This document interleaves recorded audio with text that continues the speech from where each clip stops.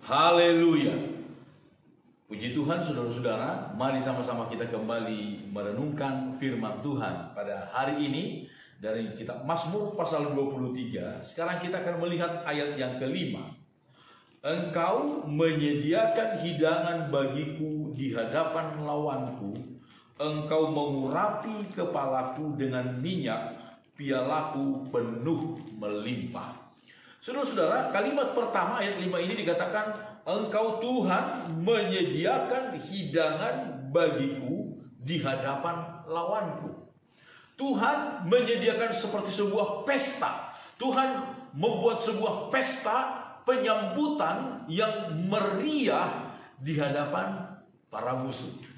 Saudara-saudara, pernahkah kita membayangkan, saudara-saudara, sesuatu yang luar biasa terjadi dari sebuah ancaman, dari sebuah kehinaan, kemudian Tuhan ubah itu menjadi sebuah kehormatan kepada kita. Itulah yang terjadi di dalam ayat-ayat ini. Di hadapan para musuh, Tuhan memuliakan kita. Tuhan mengangkat kita. Tuhan membuat kita menjadi terhormat.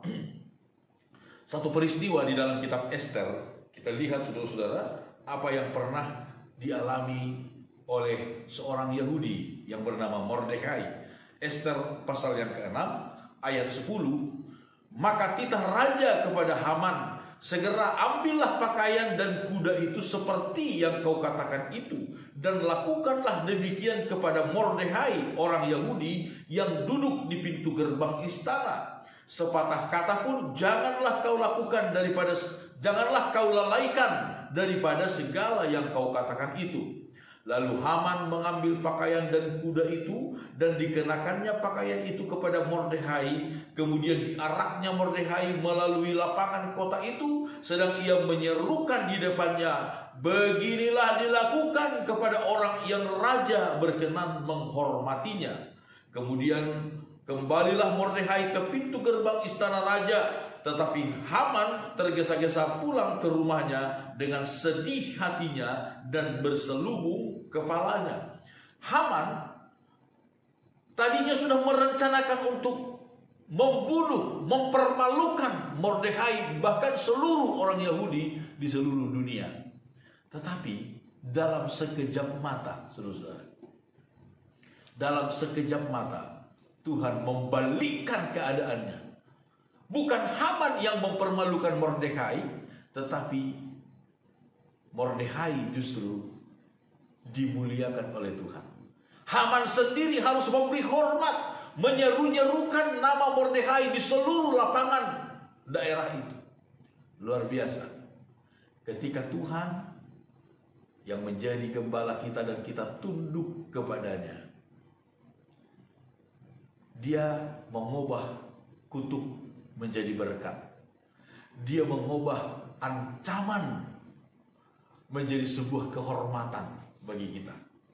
Kalau kita membaca kisah dari Yusuf, saudara-saudara, di dalam kitab Kejadian, berkat yang diberikan oleh Yakub, perkataan yang diberikan oleh Yakub tentang Yusuf anaknya. Di dalam kitab Kejadian pasal 49, kita melihat ayat 22 mulai, firman Tuhan berkata begini. Yusuf adalah seperti pohon buah-buahan yang muda. Pohon buah-buahan yang muda pada mata air. Dahan-dahannya naik mengatasi tembok. Walaupun pemanah-pemanah telah mengusiknya, memanahnya dan menyerbunya, namun panah-panahnya tetap kokoh dan lengan tangannya tinggal liat. Oleh pertolongan yang maha kuat pelindung Yakub, oleh sebab gembalanya gunung batu Israel. Oleh sebab gembalanya adalah gunung batu Israel, Tuhan. Maka disebutkan Yusuf itu seperti sebuah pohon yang ditanam di tepi air, yang dahan-dahannya begitu indah di pemandangan orang-orang. Banyak orang berusaha untuk memanahnya, merusaknya, menghancurkannya, tetapi dia tetap kokoh, dia tetap kuat. Kenapa? Karena sang gembalanya, penolongnya adalah Tuhan. Ayat yang ke-25, Oleh sebab ayahmu yang oleh ayahmu, oleh Allah ayahmu yang akan menolong engkau, dan oleh Allah yang Maha Kuasa yang telah dan yang akan memberkati engkau dengan berkat dari langit di atas, dengan berkat samudra raya yang letaknya di bawah, dengan berkat buah dada dan kandungan.